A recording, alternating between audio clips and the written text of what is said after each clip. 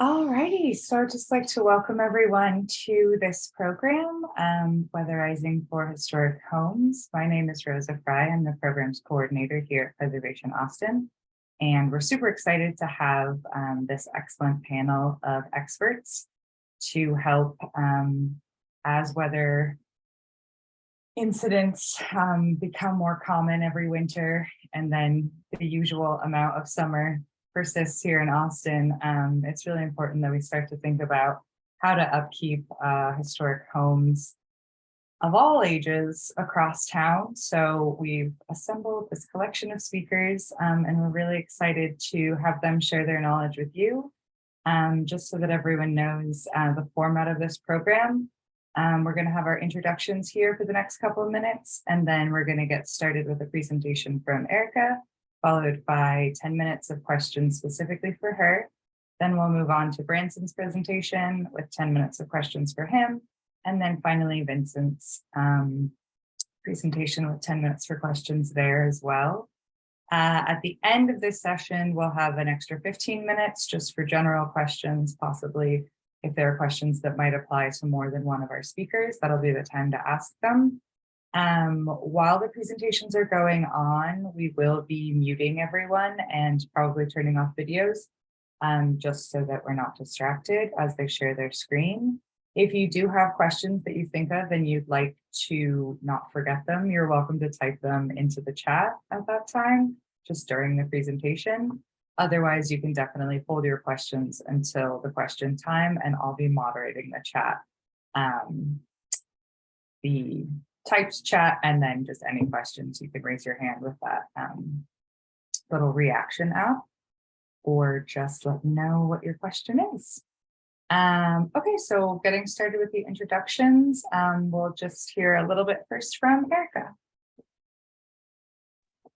Hi, everyone. Thanks for joining. I'm Erika Bonafanti. I am an associate principal at Acton Partners. I'm historically a structural engineer, but we do mostly forensic consulting and waterproofing consulting on new construction projects and historic homes.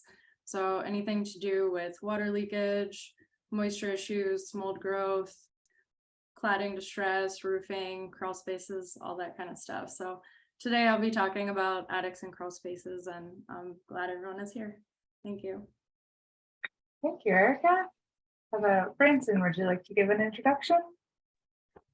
Yes, my name is Branson Fustes. I founded a Pilgrim building company about a little over 20 years ago. We've been building residences in Austin and the Hill Country. One exception, we did Marfa a few years ago, but we do new construction, and we've been fortunate enough to do a series of historic remodels. And so that's been fun, and we have certainly learned some lessons that I can share with you. Wonderful. And then Vincent. Hi, everyone. I founded a heritage tree care company a while back here in Austin. And as the name implies, we're dealing with a lot of historic trees. And we've done a lot of work on historic trees throughout Central Texas, Hays County, Bexar County, and a lot in Travis County also. I'm a master arborist, and we just provide a lot of care to a lot of trees in Austin. For sure. Okay, wonderful. Well, thanks for those introductions, everybody. And thanks to our audience for joining us. We're super excited about this. We are at Preservation Austin hopeful that this can become part of a series of Zoom programs that we do as we address different weather issues. So if ever you are interested in hearing from other experts, you can definitely reach out to us at Preservation Austin. Everyone has my email address for what you'd like to see in the future.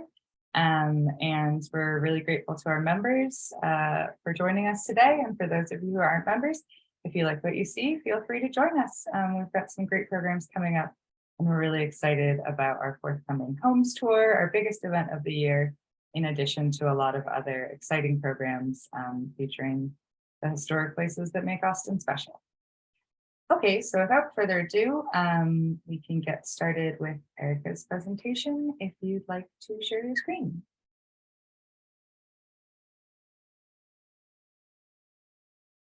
All right. So as I said, I am going to be talking a little bit about attics and crawl spaces today.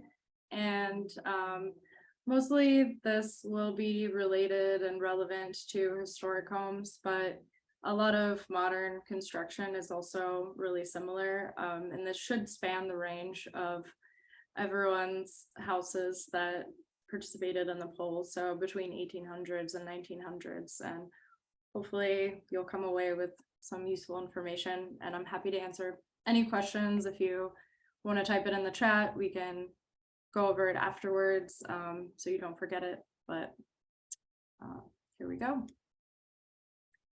So just a little bit about attics. As I'm sure you all know, they're an unfinished space between a ceiling plane and a roof level. And historically, those were constructed with wood, sometimes steel framing, and they're usually used for routing of utilities, storage, things like that, and are not insulated. So these are pretty standard examples of what an attic space looks like. That's called unconditioned and vented. And what that means is basically that it's more connected to the exterior. You'll see vents and ridges, vents and soffits, things like that, to allow airflow into the attic space from the outside. And they are not typically conditioned as part of the interior space.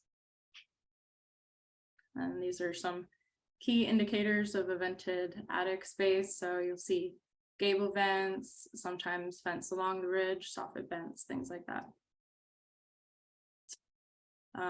However, a lot of attic spaces are retrofitted at this point. We see a lot of historic homes that have had retrofits of different types, and those are typically retrofitted to enclose the attic and keep it within the conditioned enclosure of the building interior. So you'll usually see some type of insulation along the underside of the roof deck. And the building code calls these unvented, though that's a little bit of a misnomer. They're actually what's considered ventilated. So usually they will either be passively ventilated with air from the interior space, or they will actually have a mechanical conditioning system attached to them, either a duct that's connected to the rest of your mechanical system, or a separate dehumidification system or something of that nature. And we'll talk a lot more about that in a bit. Crawl spaces are similar. They're kind of the inverse of attics. They're also similar spaces used for storage, not usually conditioned, that are located under usually the first floor level. And the important note here is they're not a basement. They're not a finished space. They don't usually have a floor or solid exterior walls. Historically, those are sort of the same type of thing. They're as attics, they're wood framed. They sometimes have insulation, a lot of times don't. And you'll see various structures underneath, piers, bearing walls, that kind of thing. And these are also considered unconditioned and vented spaces, where you'll have crawl space vents at the perimeter underpinning of the foundation to allow that airflow to happen. These are just some examples of projects that we've worked on. Sometimes the crawl space is actually elevated up and there isn't any underpinning at the perimeter, so it's completely exposed, or just has some grading over it. And other times it's fairly enclosed but has dedicated vent openings. And then modern retrofit. This is less common to see on historic construction, but one of these photos is from Perry Estate. So a lot of times, especially when mechanical equipment is retrofitted into a building that didn't have AC when it was constructed, they'll put it in a crawl space, and to make it more efficient, they will actually enclose that crawl space. And the characteristics here to note are there's a plastic vapor barrier usually that's laid down over the soil, and it usually gets taped around piers, taped up perimeter walls. And then you'll usually, but not always, see perimeter insulation, and that can be either spray foam, rigid board, something along those lines. So I wanted to talk very quickly about some issues, which I'm sure a lot of y'all are aware of already, that we experience with attics and crawl spaces, particularly as they relate to some of the weather events that we've been experiencing. So obviously extreme temperatures affect these spaces, especially if they're connected with exterior space that can, in the winter, freezing temperatures can cause pipes to freeze. And both in the summer and the winter, since we obviously experience very hot temperatures as well as very cold temperatures, that can make your HVAC system or any other equipment, plumbing, things that are routed within these spaces very inefficient because they lose a lot of that thermal separation when they're not insulated. And then another issue that I just wanted to mention, because it's related to the first issue, is that because these spaces are typically not connected to the interior, they do have very elevated high relative humidity most of the time. And this can directly affect the interior spaces if that humidity is somewhat connected or able to enter to the interior conditioned living spaces that they're adjacent to. And the note there is that that can cause a lot of dampness. It can cause sort of a higher relative humidity feeling inside of your home, but it can also lead to biological growth like mold growth, mildew, musty smells, things like that. And historically, these things were not as much of a problem because, probably as at least half of you seem to know, your house was not initially conditioned with a central HVAC system. We didn't have air conditioning. We didn't have a central heater. So people were reliant on that more natural heating and cooling to occur. That's why you'll see ceilings that are much higher in homes, especially built before 1930, where the heat would rise to the top of the ceiling. And then you would usually open windows and have some passive ventilation occur to allow airflow to happen through the space and cool the space. And then similarly in the winter, we'd have stoves, heaters, or fireplaces that distributed that heat into the living spaces. And then you were just reliant on airflow between those spaces to happen to make people comfortable and to keep up the temperature. And the issue with this is that people got used to being slightly less comfortable than I think we are in modern days, where there were hot spots, there were cold spots, but we didn't necessarily worry about it so much because it was just part of having an unconditioned or passively conditioned space. And the way that these spaces worked, these are somewhat technical graphics, but what I really wanted to show here was that a lot of this heating and cooling that happened was passive. So you would have air flowing in through the lower part of your roof and venting out through the upper part of the roof, and that would draw the heat out. And then similarly in the winter, when it was cold outside, the framing underneath your house would be cold, but the interior space would be warmer. So that would just transfer to the floor and it would warm the floor. And because you didn't have any insulation or separation there, it actually sometimes stayed warmer on those surfaces that you were feeling than if it was insulated and completely separated from the exterior space. So in a lot of ways, retrofitting insulation, especially if not done properly, actually can make things worse. And as we all know, things are not getting better as far as extreme weather events and temperature conditions, both on the high end and the low end in Austin. So this is something we're going to have to keep dealing with. And as we transition more and more houses to more energy efficient performance, energy efficient HVAC systems, the rest of the enclosure needs to be reviewed as well. So I'm going to go through what that looks like in various forms and how you can work with your existing systems and make them perform better.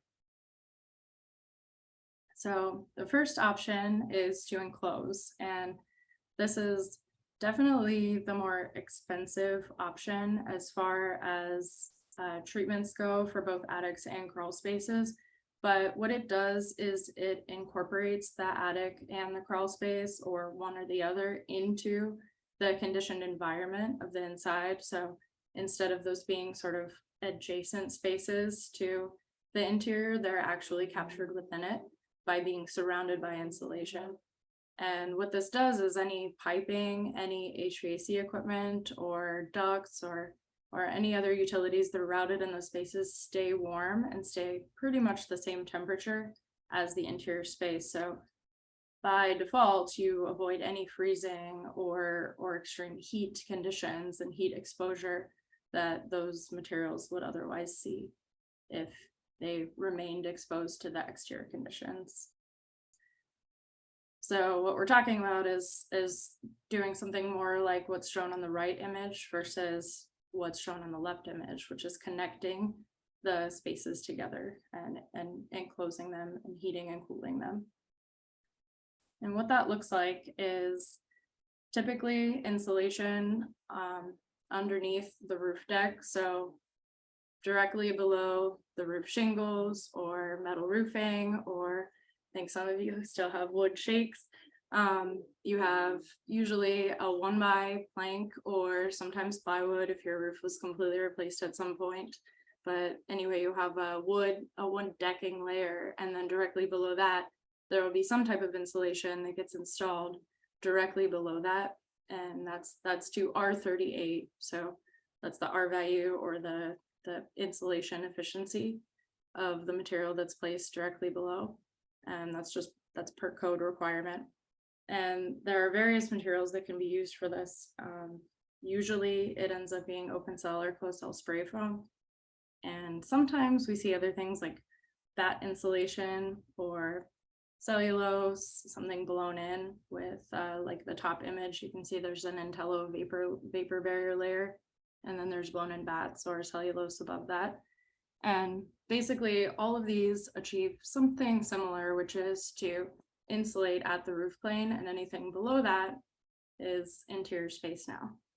The issue with that is when you do that, you are now conditioning that entire attic space, whereas before it wasn't being treated by your mechanical system. So a note here is that when you add that insulation, you also need to make sure that your conditioning system is actually conditioning that space. And usually what that is it's a very small duct that gets a little register within the attic space and provides some supply into that space.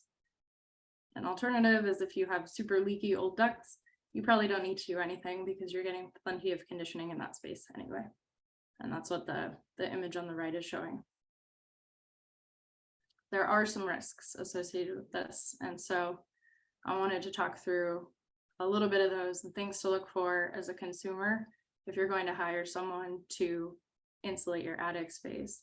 The left image shows mold that's growing on batt insulation near the ridge of a roof that was retrofit with insulation.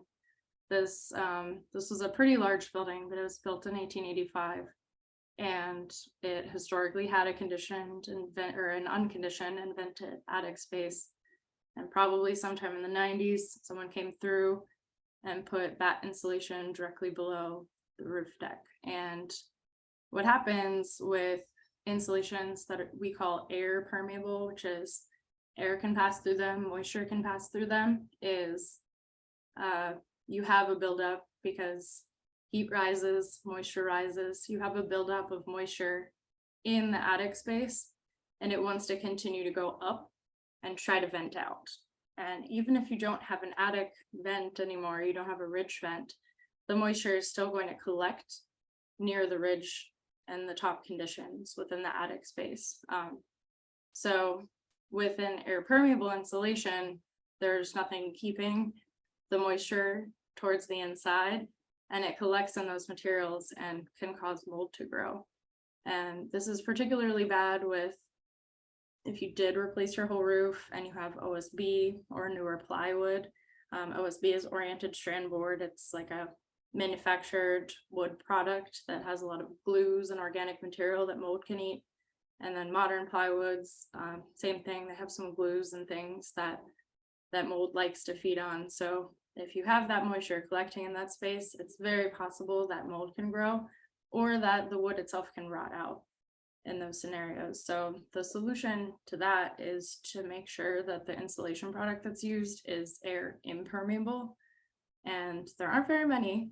There's closed cell spray foam, there's open cell spray foam, or another option is what I showed on this previous slide with this Intello. It's called a smart membrane, which keeps interior moisture from traveling through a different type of insulation and contacting the roof deck. The trick here is this has to be perfectly continuous for it to work. And it's really tricky to seal, especially around a bunch of stuff that's in an old attic space. So it's not always the most practical. So we typically advise our clients to use either closed cell or open cell spray foam. Now, another note here is that in general, open cell spray foam is also technically moisture permeable. And so you have to be very careful to make sure that you are adding interior conditioned air from ducts to the attic space. If you don't do that and you just spray foam the attic and you completely seal it up and it's not getting any communication with your HVAC system, you can potentially still have issues. So just make sure and the mechanical installer will call this a leaker duct mostly. So if you ask for someone to install a leaker duct, or even just cut a little hole in one of your ducts and one of the main ducts and put a small supply vent on it, that's typically enough to condition the space and prevent excess moisture from building up. And then the other potential issue that you need to look out for, and this is actually a photo of my house, so it happened to me as well, is when they install such things as spray foam inside your attic, it's really common for them to get a little bit lazy and just fill everything that they can with spray foam, but not do a good job of detailing the perimeter conditions. And especially with historic homes, we don't have perimeter blocking above most of our exterior wall framing and our wall cladding. So if you have a brick home, if you have a home with siding, something like that, that typically goes up and contacts the underside of your roof soffit or your roof eave. But there will be a gap behind that. And that still is exposed to exterior conditions. You know, some air from the exterior air, some moisture from the exterior will get behind the siding or get behind the brick, get behind the stone and come through and into that gap. And if that gap isn't perfectly sealed or completely sealed with the spray foam, if it's just kind of foamed over and it's still there, you can get a little area of rot right at the low portion of the eave. So a thing to make sure of is one, that you use a skilled installer of these products that's capable of working on historic homes and knows what's required. But two, to make sure that they're doing a good job of getting the insulation all the way back to seal off the top of the wall and not just as far as it's easy for them to go. And then crawl spaces are really similar to attics in that to condition them, you want to basically enclose them from the underside and insulate the perimeter so that they become part of your interior space. The best way of doing that is to get a piece of plastic and lay it down over the soil and insulate the perimeter walls. And there's various ways to condition crawl spaces. If you have ducts, you can do something similar with a leaker duct, where you just add a little supply register. But a lot of people just put a mechanical fan or a separate dehumidifier in the space, and that's enough to remove the moisture and make it part of the enclosed and conditioned enclosure.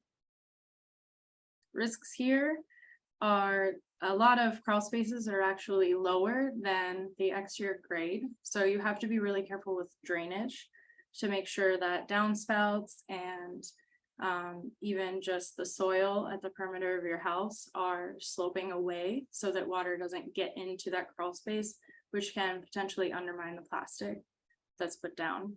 And then another really important thing is to seal the perimeter of the space continuously. So you're using spray foam most likely, or sometimes you're using rigid board insulation, which I don't think you can really tell, but the top image here shows like a white material on the walls, and that's a rigid board insulation product.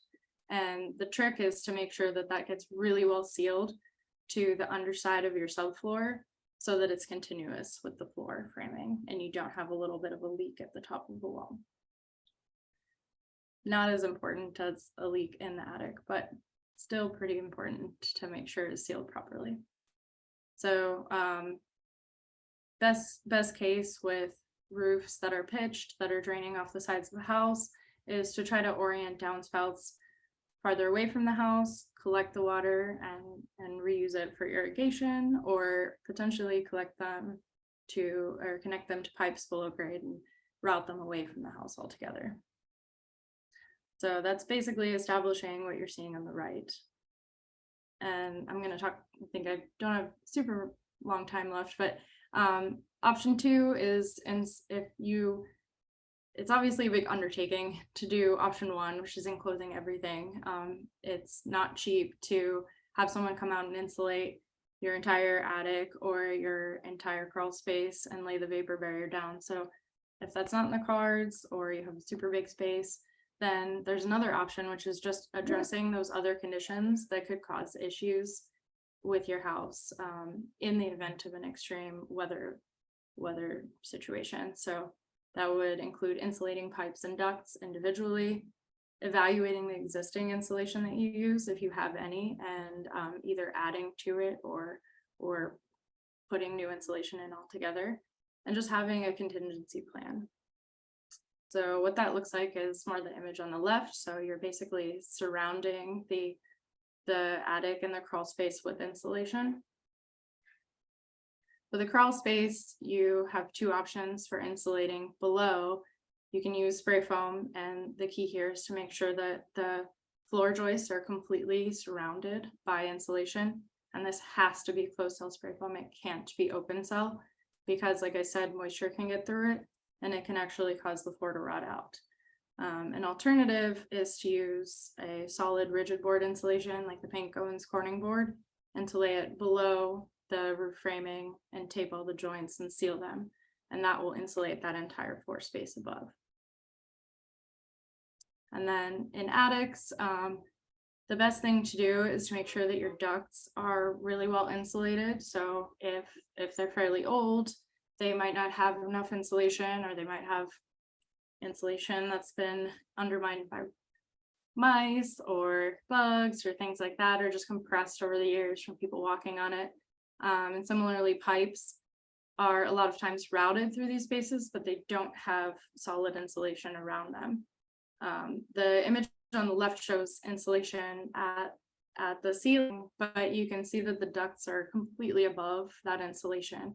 So even if they're partially buried in insulation, they're not seeing the full benefit. So it's best to make sure that they're separately and continuously insulated to keep them warm and give them the best chance of not freezing and bursting. Risks here, the upper images are showing moisture and some broken piping that happened as a result of a freeze. If you don't have insulated pipes and they are cold, there is obviously a risk of them breaking. So it's best to continuously insulate them.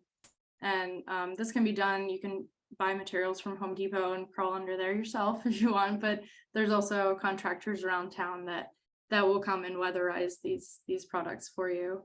And then the bottom 2 images show the risk of what happens if you don't continuously insulate, or you use open cell spray foam instead of closed cell. So the bottom left image shows some floor framing that's only 4 years old that had open cell spray foam installed around it, and you can see it's completely rotted out because the moisture got through it. And then the image on the bottom right shows closed cell spray foam, but it was only installed between the joists, and you can see the wood is actually pretty dark and is starting to grow mold because it wasn't completely encapsulated. So if you're going to have someone install insulation, you want to make sure in any case that it is very continuous. And then the final thing I wanted to talk about is I don't know a lot about water heaters. I'm not an expert, but I know that a lot of people have water heaters in their attics, especially if you've upgraded to a tankless water heater. And if your attic space isn't conditioned, the important thing here is that water heater is very susceptible to freezing and can cause issues and pipe bursts and pretty substantial flooding.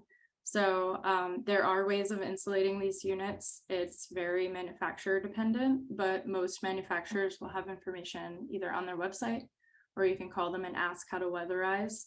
their products. There's also an ability with all of these systems to have a shutoff and a bypass installed, which allows you, in anticipation of a weather event, to shut off and drain the water to keep water that's dwelling in the equipment from freezing and causing a leak. So that's the extent of what I found with my research, but it is possible to insulate these units if they're staying in a cold space. And the alternative is, if you are going to upgrade to this type of equipment, especially tankless water heaters, it is definitely better to put them outside your house so that at least if they do freeze and burst, it's not going to flood the interior space. So takeaways here are to think about how your house is currently insulated, whether it's your attic and your floor space or the underside of your roof and the perimeter of your crawl space, and think about where there might be discontinuities in those spaces and how you can address them. And then if anything is outside of that envelope, it needs separately protected, it needs separate insulation and potentially a contingency plan like a shutoff or a bypass to avoid freezing from affecting things. And then finally, a note is that you can always consult a professional about these things if you're not sure. I know some of this information is fairly technical. We're here to help, so we're happy to answer questions and talk through some things with you. Thank you.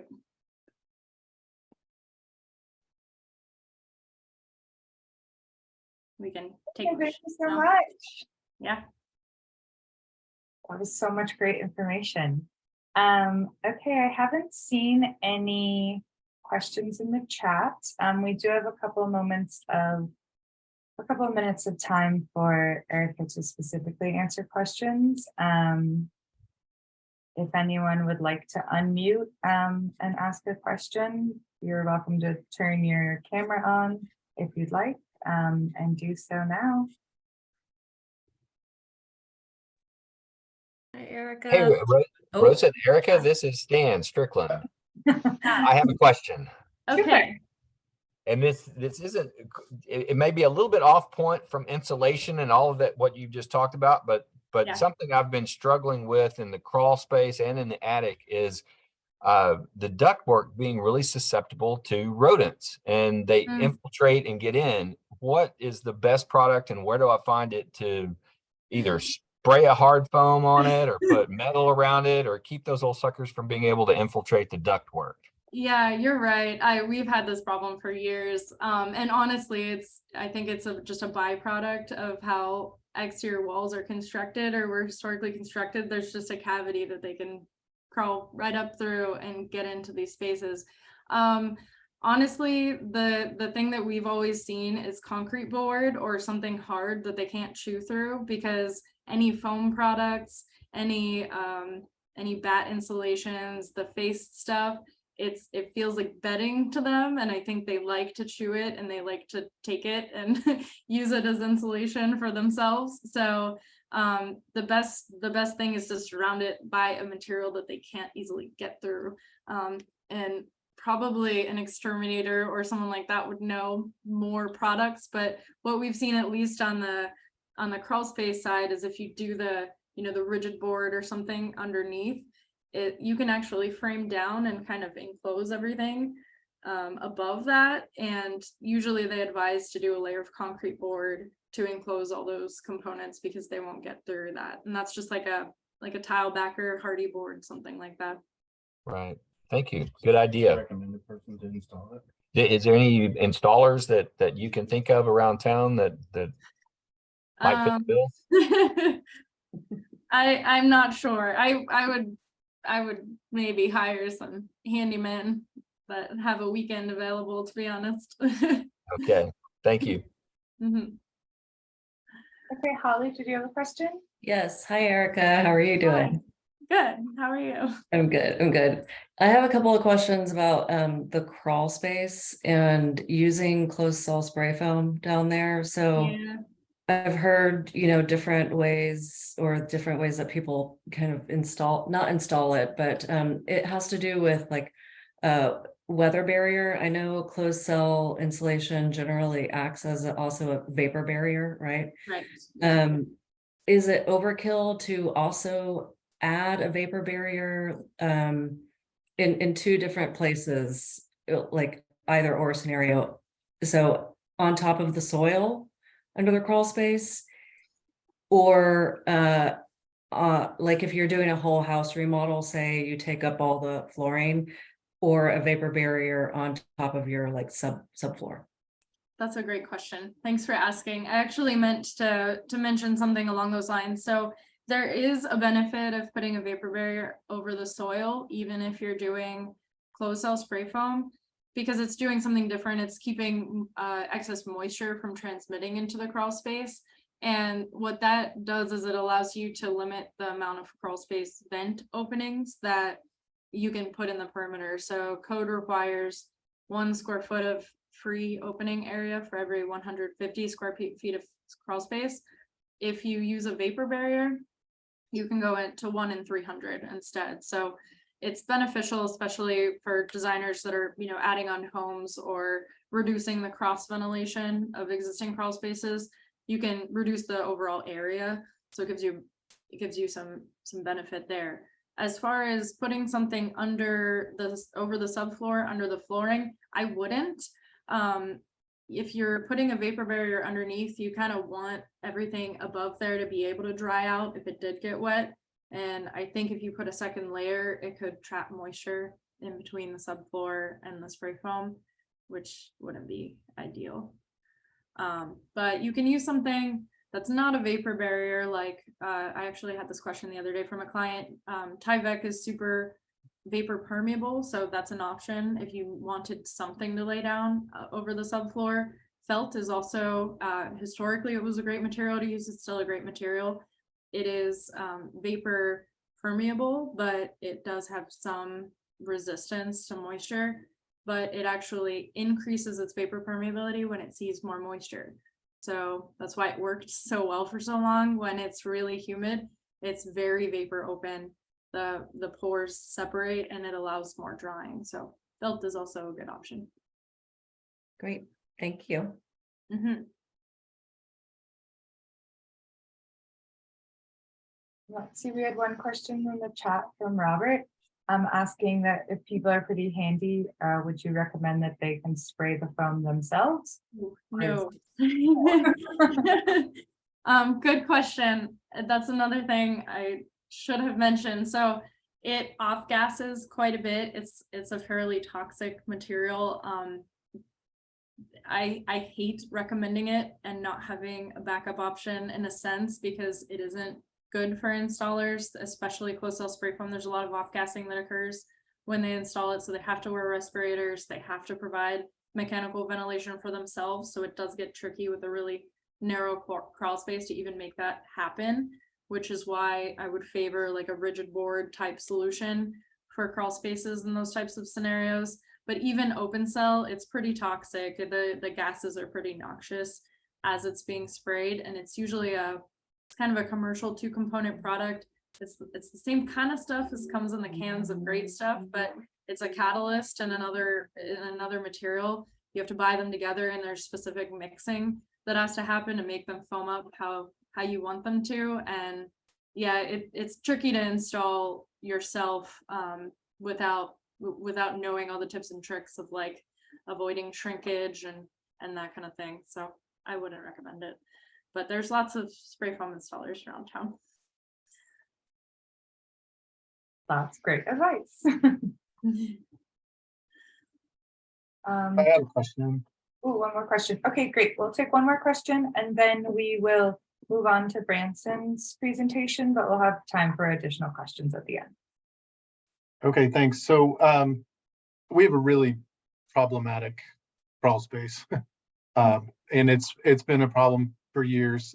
I'm not trying to solve it right now, but I do wonder if you've seen crawl spaces. It's about 20 by 4, and there's one vent to the outside. So I don't even know what kind of ventilation it ever gets. I just know that it's a real problem down there in terms of moisture, and we feel it up here. But there's so many issues down there. We've really never been able to solve it. So first of all, do you see spaces that size with only one vent? Yeah, you don't. Okay, I didn't think so. Yeah, usually the whole thing is about achieving cross ventilation. So usually, even if the area was right, you'd need at least 2 to just promote cross flow. Right. Usually, if there's a lot of moisture buildup, there's usually some drainage things that are also happening. is. Or, Yeah, maybe and we haven't been able to there's solve water it. So table or- if you yeah. can't, and you also can't put another vent on the other side, it's just not gonna happen the way that it's sitting. You So, could add a fan, or Yep. you can close it for sure. well, that would be the fans haven't worked. We've tried to pull the air out and it's just not working. So does that kind of back us into an enclosure solution? Potentially a dehumidifier would also help, especially if you added a vapor barrier over the soil. That would at least like remove moisture from the space, even if you didn't then also enclose or condition it. But without a vapor barrier over the soil, you're just going to get so much moisture coming up through that it would be hard to keep up with it with Right. anything mechanical. Okay, so I guess really quick then, you said be careful putting vapor barriers down if there's, like not flooding, but there's pooling down there. Mhm. So have you seen success with a pump? Like combining a pump with a vapor Yeah. barrier? Absolutely. Yeah. So Okay. typically they would grade the ground underneath and add either a French drain or a drain or something like that so that the water would go into that. And then they'd lay the vapor barrier over it. And that's very successful. It's just about relieving the hydrostatic pressure so that it's not lifting the plastic or water's not getting on top of the plastic. Thank you very much. You're welcome. The experts are here to answer our questions. So wonderful. Erika, thank you so much. Welcome. Thank you. Okay, so Branson, let's see if you wanted to screen share. We'll hear from Branson next.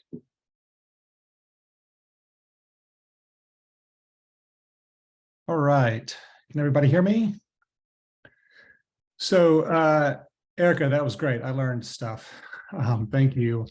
And I'm going to kind of go off a lot of what Erika said, right? She talked about an envelope. The building is an envelope, right? And obviously we don't want it to leak.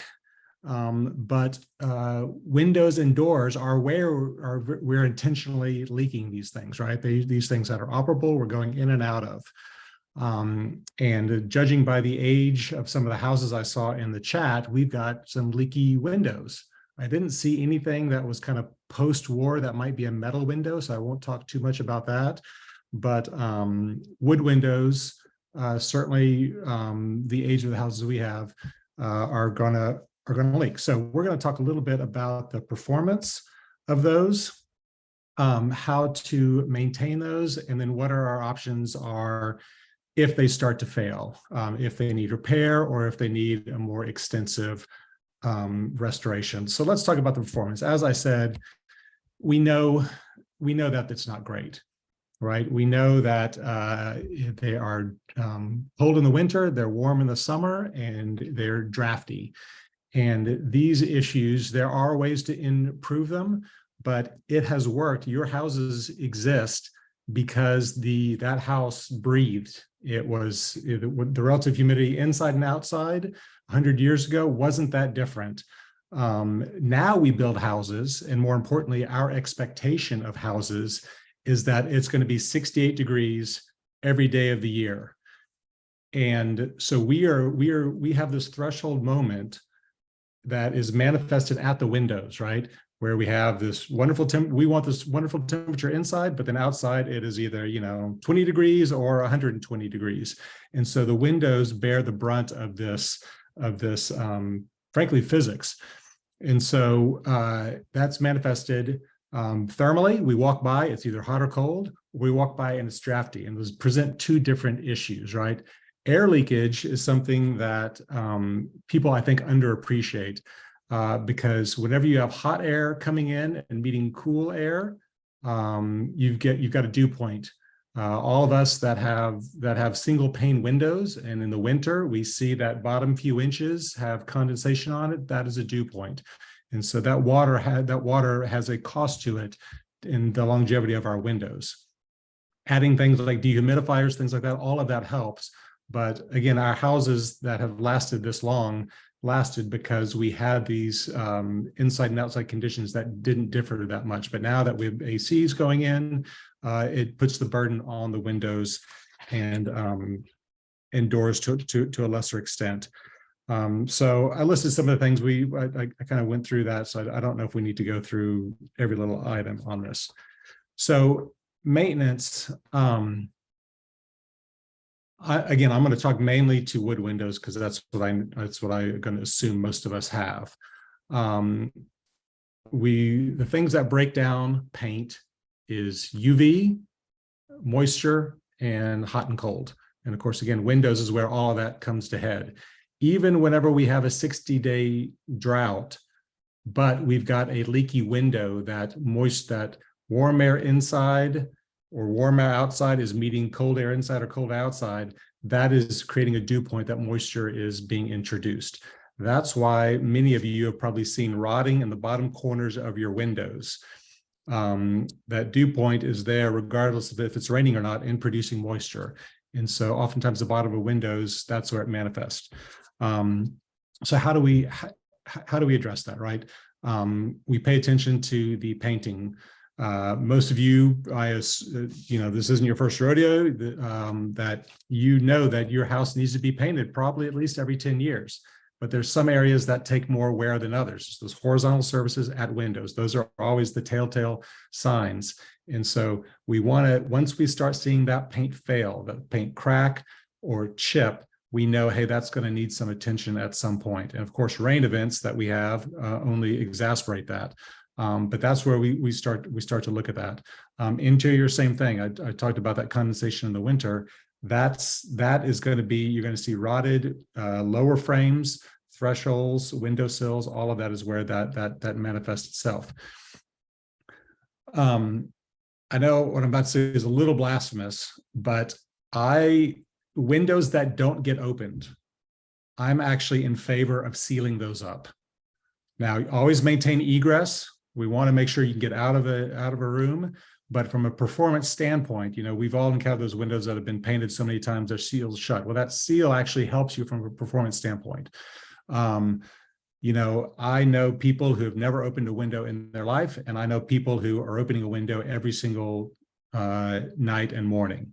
And so if you actually use your windows as intended, then fantastic. If it's something that window is never going to be opened and it is just drafty and it's inviting a failure point, then maybe consider sealing that up. And there are intrusive ways to do that, where you just do a little bit of caulk that can easily be cut out. And so if that window needs to be operated later, that's easy to do. Another thing I found, and I'm sure y'all have found too, is hardware, that operation hardware, both the lock and however it operates through the casement, double hung, sash, whatever, it gets sticky over time. It gets dirt daubers, it gets spiders, it gets whatever. And so having that operate whenever you're cleaning the windows is a good kind of maintenance to do on things. Let's see, we talked a little bit about this. Let me just get my, talked about, so paint is on a certain cycle, but at some point that wood may start to fail. If it starts rotting out, hopefully it is minor. Hopefully it is something that's a quarter to a half inch deep. That can be filled and that can be addressed at a superficial level. If you've got glazing putty that is cracking, that can be addressed as that window from a repair standpoint. If you've got a window pane that is broken or cracked, that can be repaired on site. Those are relatively minor. Now, you do need a specialist to handle that, but those are relatively minor repairs. Those are the best case. Again, that is something. This is if you're, the equivalent of you taking your car in for an oil change every 5,000 miles, you're not going to have big problems. But if you wait for 10 or 15,000 miles, then you might have bigger problems. So if you're keeping a tab on this, it is something that can make the repairs minor and easy for a painter to handle, for a handyman to handle. It just doesn't take that much work to maintain at a 5 to 10 year cycle. However, if it gets a little more substantial, say a tree fell last month in the storm and broke out a window, or say the rotting has gotten so bad that the entire windowsill is rotted out and needs to be replaced. These are more substantive issues. Most folks will tell you that the best scenario is to remove that sash or remove the entire frame, take it to a shop and either rebuild it, completely rebuild, or restore bits and pieces to it. For those of you that have done this, you know this is expensive. This is more expensive than going and buying a window at a shop, right? These are handcrafted things. We live in Austin, Texas. Labor is expensive, rent is expensive, everything is expensive. And so to fully rebuild or to partially rebuild windows, it gets expensive quickly. There is opportunity there though. You can add, some window frames and sashes are thick enough that you could add an insulated glass unit to that. And that effectively doubles your R value on the glass. It still isn't great. It's still not a wall cavity, but it does double it. So that is a substantial increase. That will dramatically reduce that condensation we talked about on the interior glass. Or you could do a window film that helps. It doesn't help a ton with it helps some with the thermal intrusion into the house. It also helps with some of the UV. So if you've got furniture or art that you're worried about that UV deteriorating, a film will help that. And that's something you can do kind of at any point. But if you're rebuilding the windows, you have opportunity to do that. That's also a time that you can replace locking hardware, operating hardware. If you've got window weights aren't the problem. It's the ropes that somebody tied 100 years ago that probably need to be serviced. Those things deteriorate, they get brittle over time.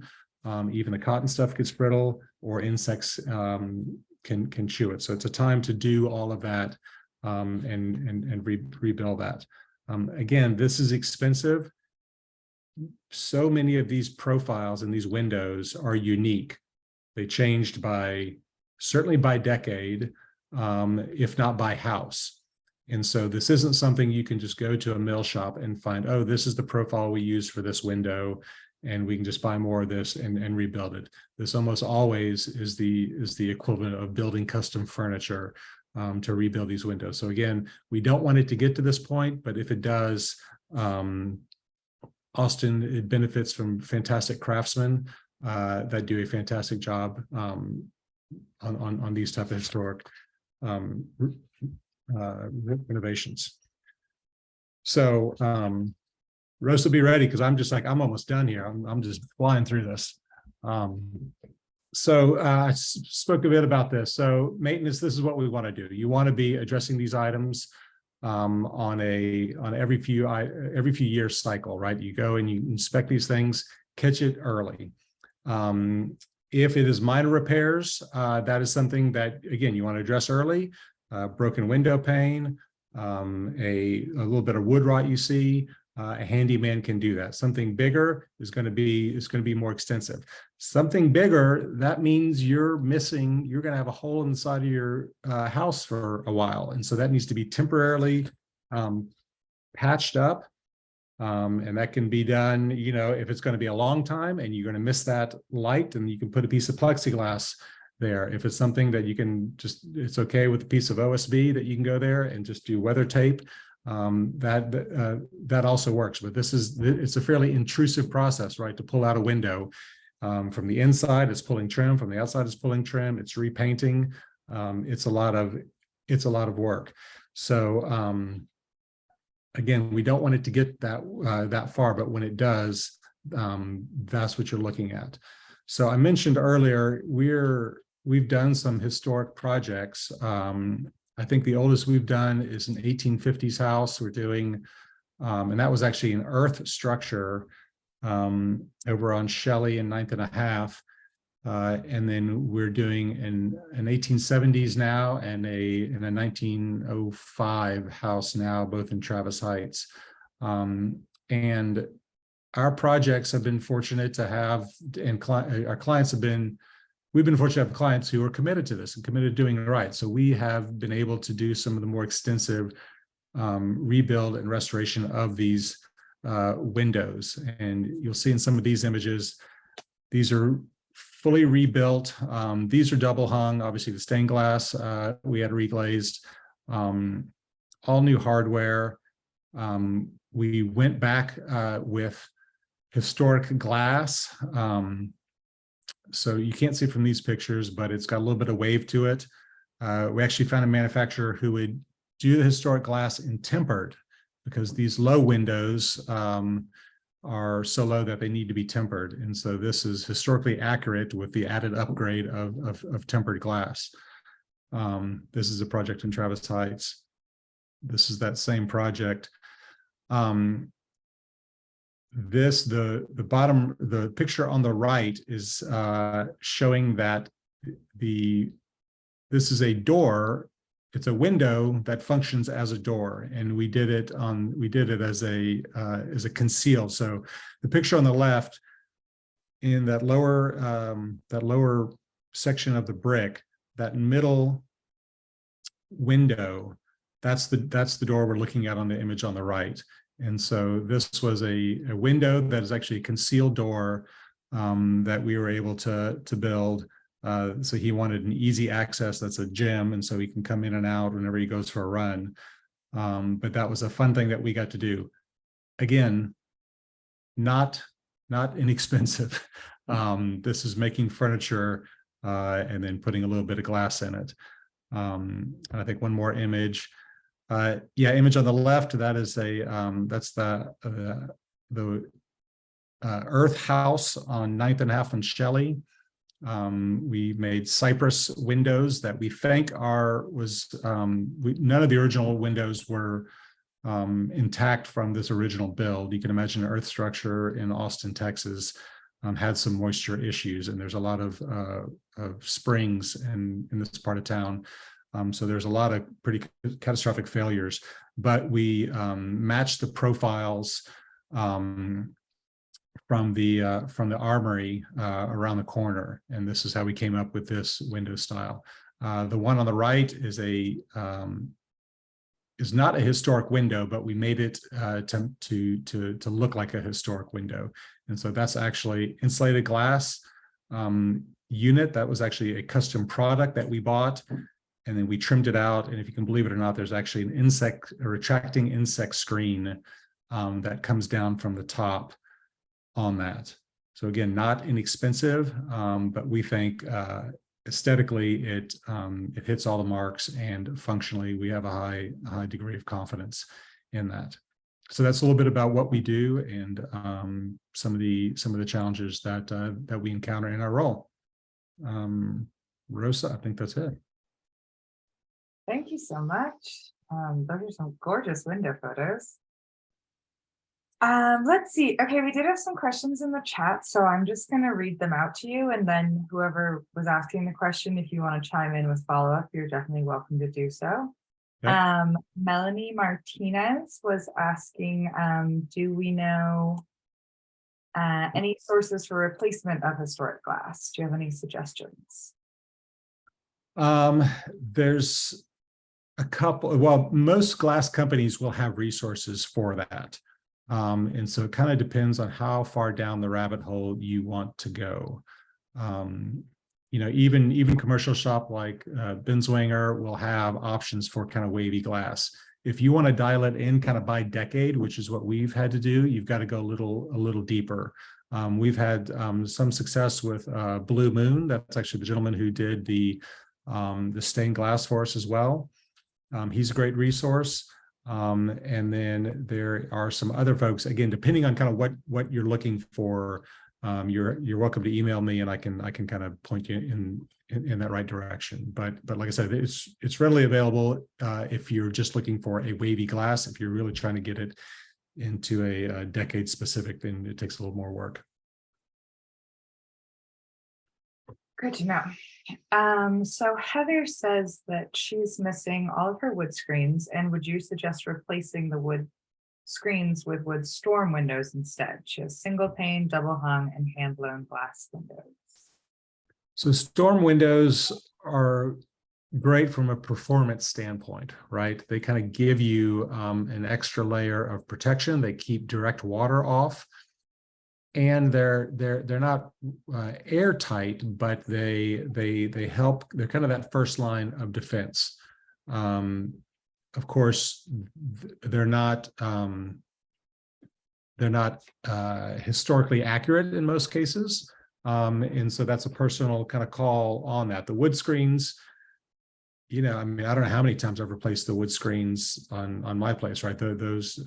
I've just tried to build them so many different ways, and they just seem like they're sacrificial. They're good for a few years, and then they just kind of rot. So, I love the look of wood screens. I mean, every time I go to Hyde Park, I see a new favorite design of some, arts and crafts wood screen, but functionally, they don't give you much. From a performance standpoint, but a storm window certainly does. You're trading that aesthetic from performance, I think. Alrighty, and then Madison said, can you share who does tempered historic glass? Yeah, so those same places, Blue Moon is where we dialed in, but most of Binswinger, all those places will have a source for that. And if you're running into a dead end with any of those folks, you're welcome to email me through my website, and I can kind of, with more information, I can probably point you to the right resource. Wonderful. Thanks. I have a follow-up on that, Branson. So what about actual historic glass, like not new manufactured, but reclaimed, that kind of thing? Do you know, it's hard to find, but do you have suggestions for where to find it, how to go about searching for that kind of reclaimed material? I do not. We have not tried that. The little exploring we've done is you kind of get a hodgepodge, right? And so if you're trying to replace glass from a window that three of the pane, divided light, that three of the panes are broken and two are okay, then it's going to be difficult to find stuff that matches, even if it's the same period stuff from the same manufacturer. One has been cleaned with a razor blade and it's all scratched up, or one has been and the size of those is very difficult. So I've not had any luck, but I haven't really looked for salvage companies. I know there are salvage companies. I would think the best source for something like that are some of these folks who pursue the courthouse renovations. Mm-hmm.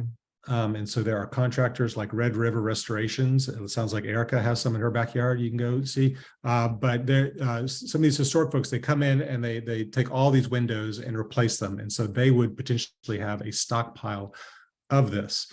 The catch is, just as with any fragile reclaimed thing, is that the yield is going to be pretty low. Erika? Sorry, I was just going to message you. I didn't want to interrupt.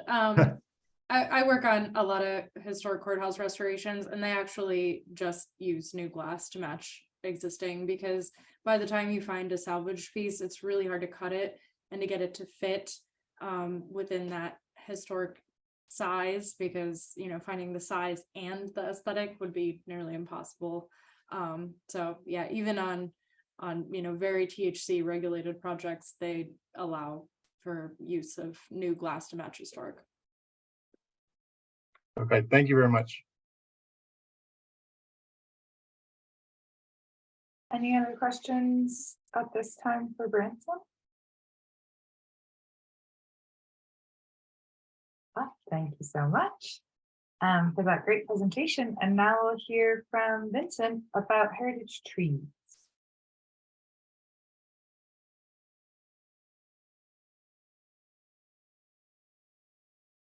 Let's see. Vincent, are you? Oh, here we go.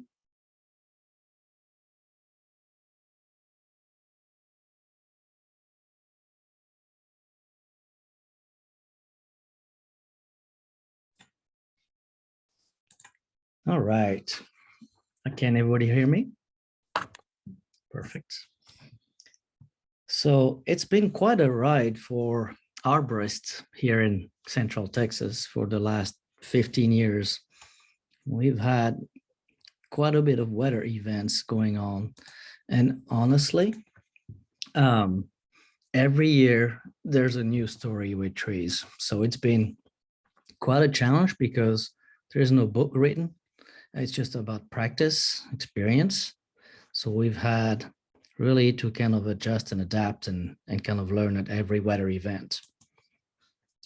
So we wanted to talk about the latest two big weather events that have affected trees very significantly. We all know 2021, the storm Uri, we had an incredible low temperature that was very sudden. So that caused some damage. And then we had, just now we're still dealing with it, Mara, with an incredible amount of weight added to all the structures. That ice was very thick and is just in our area. So I wanted to review a little bit of the consequences of those two storms and follow up with pretty good advice on really prevention approach to tree preservation and dealing with weather events. Trees are living things, so we can't really build them like Branson buildings. If something breaks, we can fix it, but can't do that with a tree. And then there's a big component, especially after this high storm, of tree risk assessment.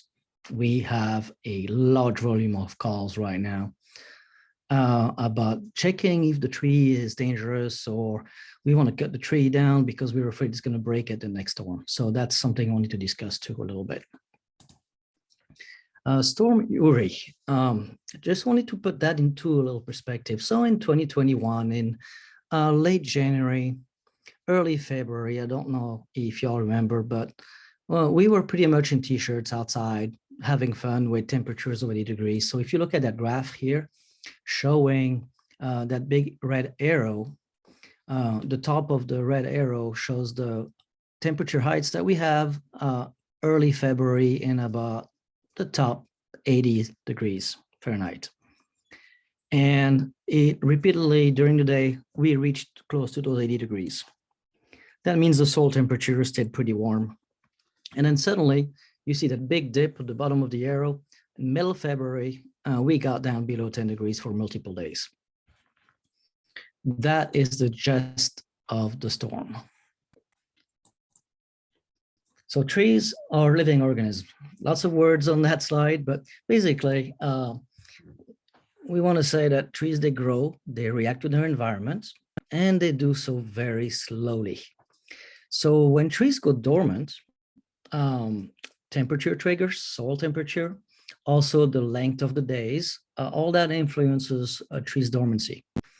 Here in our region, we have very fluctuating temperatures, but we still have that dormancy triggered by usually our first frosts around Thanksgiving timeframe. This is when you'll see all the leaves drop.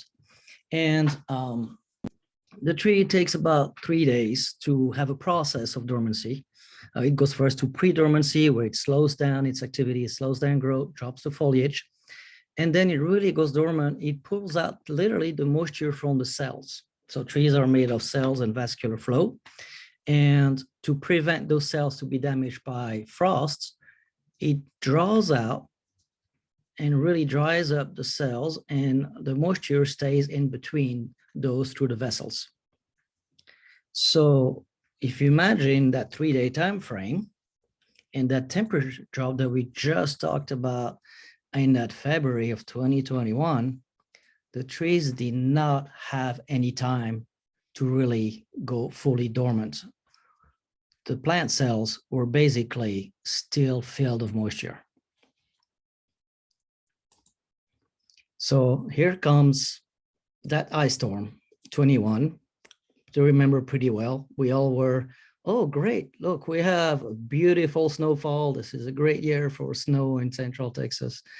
And then pretty quickly realize, oh boy, we can't go anywhere. I remember everybody started baking and cooking at home, baking breads and whatnot. And then everybody started getting bored at home, and everybody went to the convenience stores and just got some supplies to just stay home and try to enjoy it for the time and then deal with broken pipes and all the issues that we just brought up. And after the storm was quite interesting. So everybody's dealing with broken pipes. Well, so did the trees. You can see on those two slides here, these are Shumard red oaks in downtown Austin. One in the 04 zip code, another one in the 03 zip by Terrytown. We literally saw as the temperatures went up and then the temperatures triggered the trees to wake up.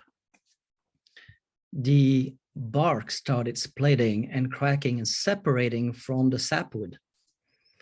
So in tree biology, we know that there is hardwoods, and then at the edges of the sapwood towards the bark is where everything happens. Nutrient flows and water flows go up and down right below the bark. That's the cambium layer. That cambium, that's the green wood, the very moist wood as soon as you scratch the bark, got completely damaged, and the bark also dried up and contracted and expanded quickly, creating all these massive cracks that we saw. And we got, of course, these calls, panics, like, okay, is my tree gonna make it? Well, unfortunately, no, because the cambium was completely damaged on those trees. Those particular cases here got damaged so bad that the trees barely budded because there was barely any sap flow flowing through there on the few spots left where the bark had not literally exploded. And then as we were all waiting to see impatiently if those trees were gonna make it, I remember myself and a lot of my colleagues, we were all texting each other, have you seen any buds yet? Have you seen this oak tree budding? Have you seen this species bud? We were all frantically realizing, for example, the species that were overplanted lately because of oak wilt. We planted a lot of Mexican white oaks, and it was the first real test. Were those also called Monterey oaks gonna make it in that cold? This is not a natural range for those Mexican white oaks. They naturally occur all the way up to South Texas Mexican border, not further north. Well, same thing with ash trees, Arizona ash trees. They're not made for this range either. We just realized that they were all budding at the time of that frost that came up. And so since they were budding actively in mid-February already, all those buds froze, that whole entire vascular system of all those branches froze up. As people waited, April, May, June, this is what we saw by July of that summer of 21. Ash trees all over school districts, all over neighborhoods where a lot of ash trees were planted, really did not make it. Those trees really stopped budding further up, and what we were looking as truly dead branches. Big conversations we've had was, oh, I want to wait some more. How long do I wait? Because I think this tree is going to make it. It keeps creeping up higher and higher with its new growth. And we had to try to convince people, well, yes, we wait a long time and we can send a climber and we can check if those trees are brittle up there or if they have a chance of coming back. To continue the conversation, let's look a little further. Here, another exotic tree planted a whole lot in Austin. This is very fashionable. A lot of folks are bringing olive trees from California. And every winter we have the same problem, but that winter especially. Many of our clients lost all their olive trees on that winter. The bark cracked, the foliage stayed on for a little while. But by the time the summer came, there was not enough moisture that could get through those cracks. The tree literally dried up in the summer. So now the summer killed that tree, and the cold temperature just predisposed the tree for that stress. So what we saw is that those trees grew back very slowly, and you saw very little sap flowing through the damaged vascular system.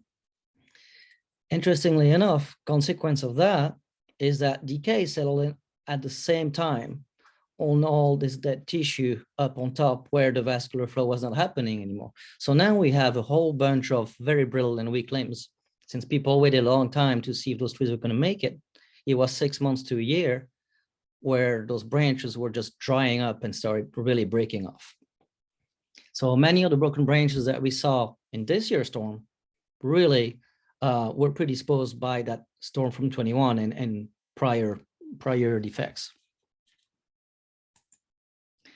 So this one is here in the fall of 22, so about 6 months ago. This is at the Commodore Perry Estate on 41st and Red River.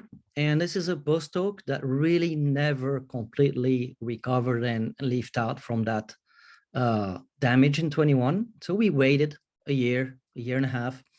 And the only thing that we could get out of this tree, even with fertilizer and proper watering, is this very atypical leafing out where all the leaves grew out of the main stem and the scaffold branches, instead of growing from the twigs like it should and creating a dome canopy.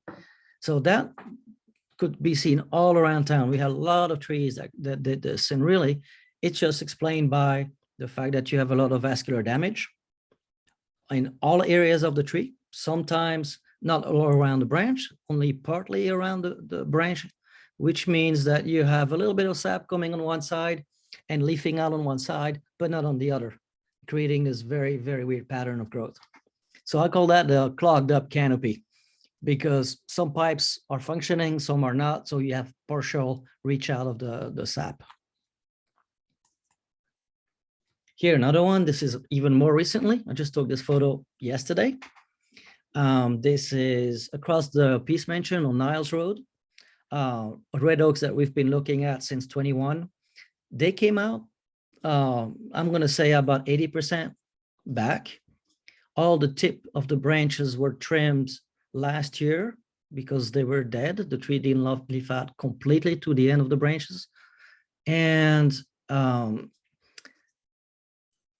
the summertime, another extreme event. We tend to forget because we talk a lot about winter, but last summer we had 3 months of high temperatures nonstop. And that caused extreme heat and another type of dormancy, which really dried up the trees and reduced their capacity to produce nutrients. So here we have another side effect of continuous stress. And the center of the tree tried to come back just in the last couple of weeks and just suddenly turned brown in the last couple of days. That's what you're seeing on the center. This is again a shoe-marked red oak, which was planted a whole lot in our historic neighborhoods in Austin, just because they're really majestic trees, beautiful fall color, they grow fast. The problem is the natural environment they're in really requires them to have a lot more water than they would get in a regular plant setting. And they were really dependent a whole lot on deep soil or deeper soil and irrigation systems. Otherwise, they would not have made it that far. They also tend to be very vigorous, but growing fast also means dying fast and being more sensitive. So imagine you have, I'm going to get back to that one slide. Imagine this big old tree above your house. This is about an 82-foot red oak. We know because we had a 75-foot bucket truck right next to it to try to trim it. And told us that we couldn't even reach the top. Now we have this tree that is starting to rot from the inside out by a house. What do we do with it? Because really it's a big feature and we don't want to just get rid of it. So we know the sequence of events that got this tree to that point. And that is a really big deal for someone to assess a tree, is to know that we had in 2008, 9, and 2011 extreme droughts that already predisposed a lot of these shoe-marked red oaks to drought stress and weakened them. And a lot of them already got infected with multiple types of diseases. And then we have 2021 and again on 2023. Basically, it kind of tells us a little bit the history of what this tree has been dealing with. And it's not, in this case, construction damage or landscaping that damaged our root system or anything like that. It's just a species not able to sustain that much damage that often. So when I point to a fact that when you're looking at a tree and you're talking about doing tree care, check with your arborist and pick an arborist that has a little bit of institutional knowledge, that has been working in this area for a while, that is able to put 2 and 2 together with the weather events or weather activity you have around that tree. It's going to help a lot in getting a proper assessment and a care plan for that tree. So risk assessment, speaking of assessment, is something that we take very seriously as an arborist. Trees are not shrubs or not grass. So trees are big and they can do a lot of damage if they fail. There's consequences to their failure. They're in public setting with targets. So our profession has developed a standard that's recognized internationally. We call it TRAC, which is a tree risk assessment qualification. It's a multiple day training available to arborists that already have been in the industry for a while, that have been certified by the International Society of Arboriculture. And they're basically trained formally into analyzing and verbalizing and really communicating a risk rating to clients. You combine that with field experience in diagnosis in biology and everything that has to do with trees, and then you get a pretty good risk rating from qualified arborists with this program. It's recognized by insurances. We use it in court in forensics. We use it a lot for simple property management. A lot of HOAs use that. A lot of insurance actually require it in some of their properties. So people get really scared. And here, a little preface to the Mara storm that we're going to talk about now. Trees and risk. Well, how risky really is a tree? We have a lot of people overreact after a storm. Right now, especially, I get a lot of calls. Really people scared because they've seen all these trees fail around them. They've seen a lot of breakage. They see a lot of activity, lots of trees being cut with chainsaws, and, oh, should I cut my tree down? Or what's going to happen next year? Do I need to cut this tree down? And I really want to try to put the brakes on that because it's not that bad. It looks horrible. To be clear, I kind of calculated based on the assessment that the Forest Service did of in the city limits of Austin only, we have more than 10 million trees being damaged, that have been damaged by the storm. And looking at the labor to deal with it, I calculated about $1 billion worth of damage of labor to deal with that brush. That doesn't mean we're dealing with people getting injured and massive property damage. Again, to put things in perspective, if you compare the risk of that cars have to people versus trees and people, we have very little fatalities with trees. Numbers for MOSHA, we have maybe 100 landscape and tree fatalities per year for 250 billion trees. And if you look at cars, the picture is very different. In Texas only, we have more than 30,000 people that died from car crashes. So we really want to put that into perspective. How many times do we have a fatal accident involving trees? Well, when there is one, it gets all over the news. People talk about it. Yet we have more than one every day for car accidents. So accident rate in our industry is actually pretty telling for us. When we do have an accident related to tree workers and trees, switching gear here a little bit, the fatal accidents, they're actually pretty high because we're literally having our life on the line. And when we do have an accident, the results are pretty severe just because we're up there. So basically, tree care professionals, arborists that are up there with their life on the line, they do develop a keen sense of the risk in trees. We really pay attention and really learn about dealing with the different types of species, how they react, how they break, if they're brittle, if they're more flexible, what will cause them breakage, what can they handle. Obviously, a live oak can handle a lot more stress than a hackberry, for example. So that's what arborists are good at. They know, they have really a perspective about this amount of accidents in trees. We don't get scared very easily is what I'm trying to say. Again, accidents with trees, that get sensationalized quite a bit. And it gets very emotional also. But I want to remind, again, they're rare compared to car accidents. Although car accidents, they're just boring for the news, so we don't talk about them that much. Tree accidents in the region, we've had a few, but very few. I've been here for quite a long time, and I remember Silker Park, ash tree failure at the theater, broken limb on the park, resulted in a lawsuit. Same thing with one jogger along the trail. This was not an ash tree, but there was a hackberry that fell along the town link trail. And these are about the only two ones I can really think about that resulted in a lawsuit and somebody not dying, but just having injury from a tree accident.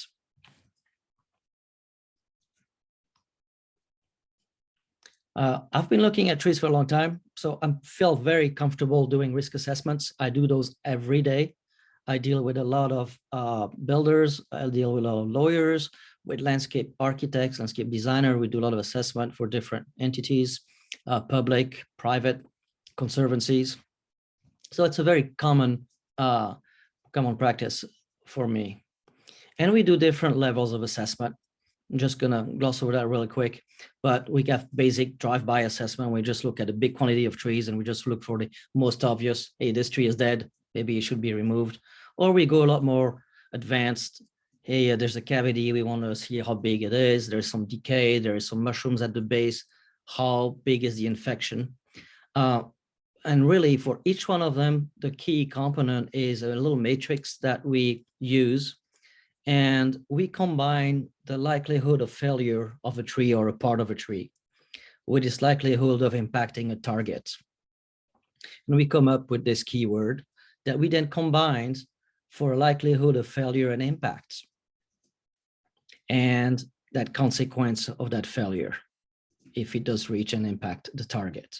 So it's a very streamlined process, very easy to do, but it actually comes up with a good rating level that we can really communicate with. So is the risk low, moderate, high, or extreme? And to be clear, there's always some type of risk. We're going to always start with a base risk rating of low, and then we're going to work our way up depending on what we read on the tree and on the tree surroundings. And then we offer mitigation based on that. It could be as simple as, hey, this tree is a high risk of failure, but it's a historic tree. Why don't we seal off the area of the tree and conserve it with a fence? And in Europe, for example, we do a whole lot of that where we just simply want to put a park around the tree so we can preserve it. Around here, we put a little park around the treaty oak, again, to protect the tree more in this case than the people around the tree. So risk assessment, it's an everyday thing. It can be a very simple process. Hey, what happens if the tree falls? Nothing, it's going to fall in the front yard, or it could fall on the playground in the backyard. That's a little bit more of a serious affair. So finishing speaking about risks, let's kind of look at what this ice storm did to us.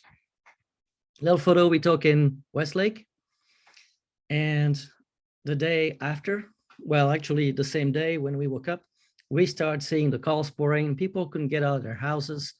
Westlake was kind of extreme because every single tree, every single juniper was really leaning down on the small streets of the hills of Westlake. And we really had to cut our way through the streets, even to get the fire department to reach out the areas where transformers and electric lines were on the ground. It was quite a catastrophe, honestly. Broken branches everywhere, laying down. We're still dealing with it every day. Massive damage, massive canopy loss. Canopy loss on those trees is pretty serious because the canopy is what allows the tree to produce energy. They're going to have to draw from their reserves to grow back a lot of that foliage that allows to get that canopy volume. So those trees are going to suffer and deal with this for a while. Pretty significant failures. again here, big tree. This is actually on Woldridge, in front of a historic property also. And this 40-inch live oak, gorgeous live oak, in this homeowner's front yard. We were about to prune it sometime this year. Completely toppled over. The only damage was a plumbing line from the street to the house. No damage to the house or to people, but a tremendous loss. I remember the phone call from the homeowner when he announced that his front yard tree fell over. That's the root ball of the tree in question. Pretty big. We should call it root plate, really more than a root ball, pretty significant. But very little consequence to the failure of the tree other than losing that tree itself. Here, another very serious failure of a tree, actually a part of a tree. And speaking of risk assessment, this is quite interesting. We have a massive live oak branch, very heavy, 75 pounds per cubic foot of wood for that kind of wood. And the worst that we saw in this situation is the branch did crush the roof frame. So it's going to be a costly repair, but it did not completely destroy the house, did not cause personal injury, because that branch was hugging the house to begin with. So there was absolutely no momentum. As the tree started slowly falling, it slowly rested on the beams of the house that broke the fall pretty quickly and prevented it to come really crushing down. See, here's the picture of the entire tree itself. And again, you can see pretty large tree, but considering the event, the damage, I would call it moderate. And that probably would have been the risk rating of that tree if we had done a risk assessment prior to the storm. The point of failure, I have to say, where it broke off, it was at an old pruning cut that was done decades ago when we still practice flush cuts on trees. And those flush cuts, unfortunately, they resulted in a lot of deep decay. That's where that tree failed. Here, for example, talking about risk assessments and the fact that we really have to look at trees in a certain way. Obviously, this looked a little weird to the homeowner, was worried that the bark kept falling, even though the canopy was still good. And so we determined that the damage was really serious on that tree from decades of decay, hardscape around the tree. So our assessment, while this was an imminent hazard, and when we removed the tree, we were pretty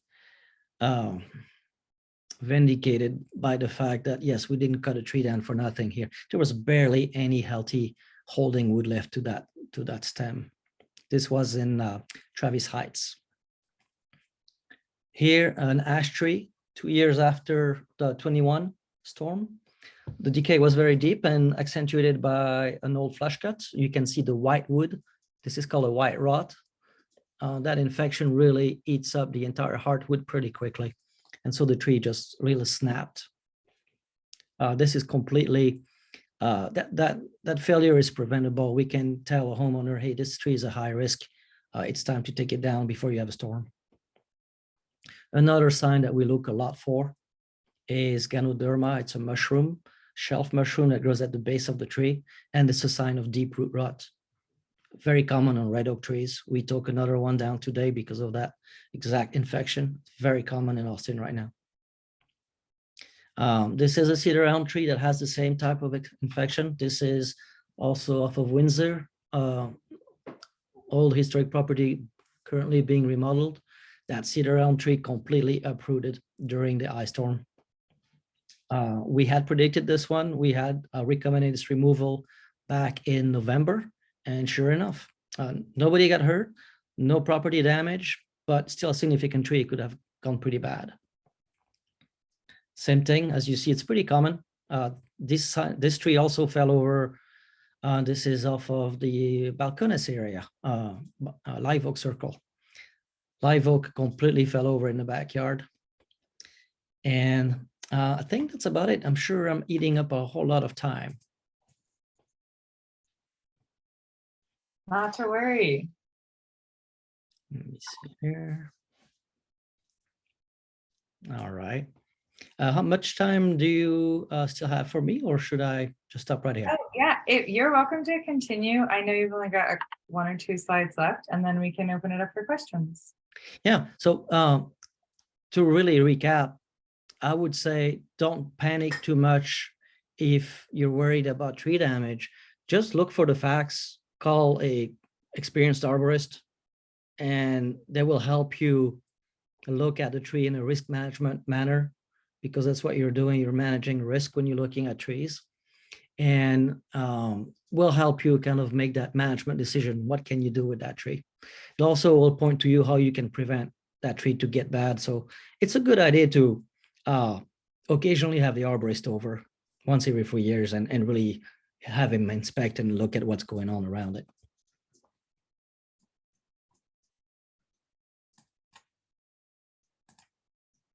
And thank you.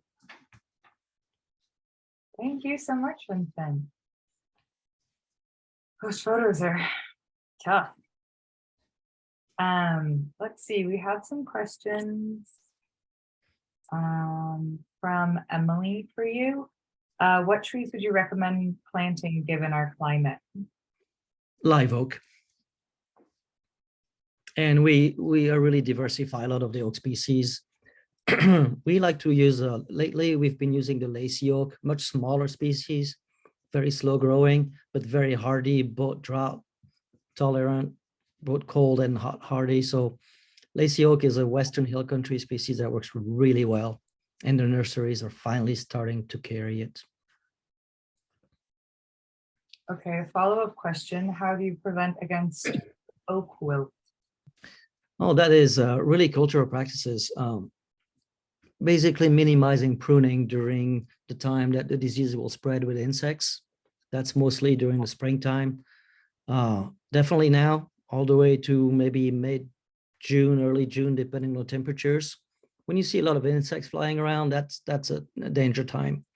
Then we recommend cleaning tools, simple gardening practices. You don't want to have spores of the disease onto your tools if your tools travel a whole lot. So that's mostly applicable for contractors. You know, simple Lysol spray on your blade for 30 seconds will clean it, disinfect it pretty well. And then I know this debate is going on all around town all the time. Do I need to seal those breaks from the storms?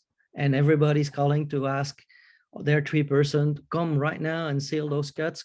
And really, the trees will naturally dry up and seal breaks after 3 days. So if it hasn't been done pretty soon after the pruning cut or after the break during storm, don't worry about it anymore. It's not gonna, there's nothing you can do about it. And the chance of infection is very minimal, especially during that ice storm. There was no insects flying around, and it took 2 or 3 days to thaw up really well. So I don't think we have a major risk of infection during that storm. More with all the contractors around town trimming right now. That's what worries me a whole lot more. So make sure they know about the protocol for treating their tools and sealing the cuts. That's really good to know. Let's see, we have a question. Is ball moss a threat to trees? Like, I assume like Spanish moss? Not at all. Yeah, Spanish moss, ball moss. Ball moss is just our uglier cousin, Central Texas version from the Spanish moss. It's funny because nobody ever asked about Spanish moss. Is it a threat to trees because it's so pretty? But it's really the same thing, right?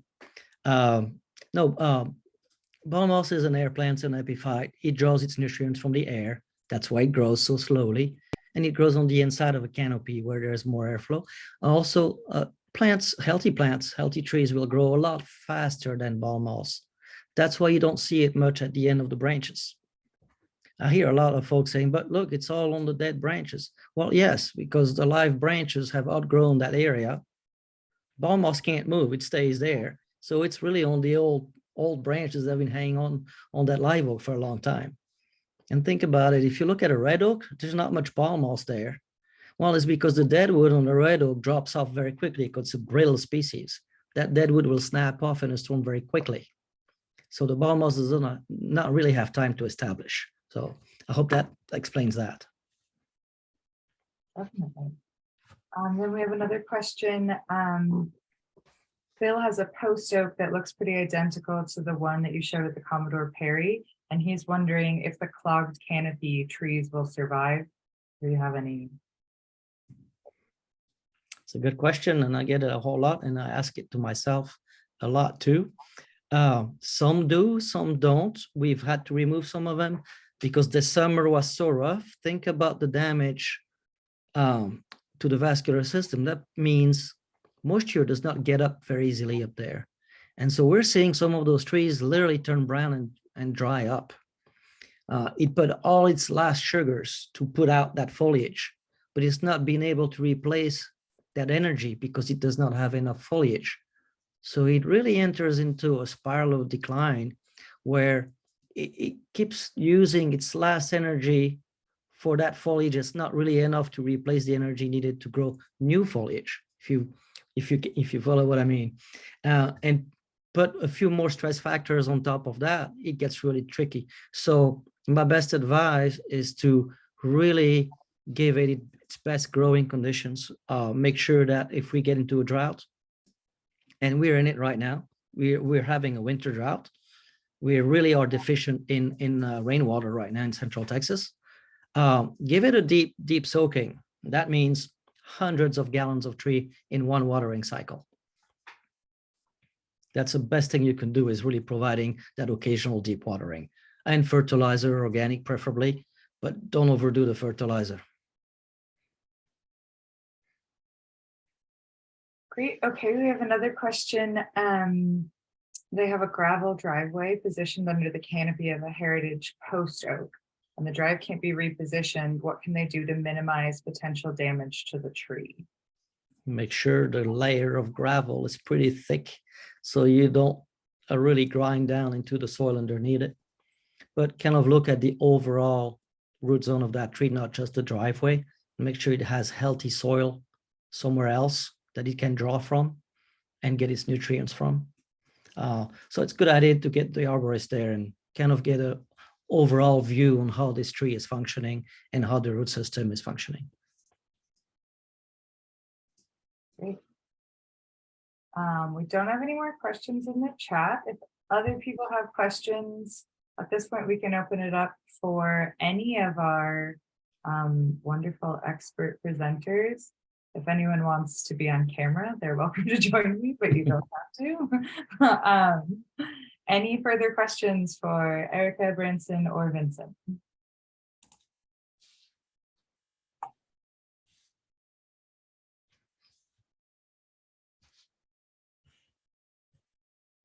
No? They've explained everything? Their presentations are perfect, and now you know exactly how to care for all of your trees, building envelopes, and windows.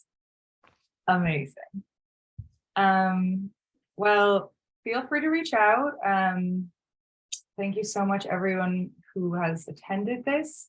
We're really excited to be able to present this wealth of information to historic homeowners. We're so grateful to our presenters, Erika, Branson, and Vincent. You all did incredible jobs, and we are better off for the knowledge that you've shared with us. I'm going to be sending out maybe tomorrow, but maybe later, this recording to everyone in case you'd like to review it, along with the email addresses of our wonderful presenters and the links to their website, just so you know how to reach them if you do have further questions or need to engage their services. And yeah, other than that, thank you so much, everyone, for attending. Thank you to our presenters. We're really excited to have programming like this, and we're excited to share it. So thanks a bunch to everyone. Thank you. Good night. Have a great night. Bye. Bye.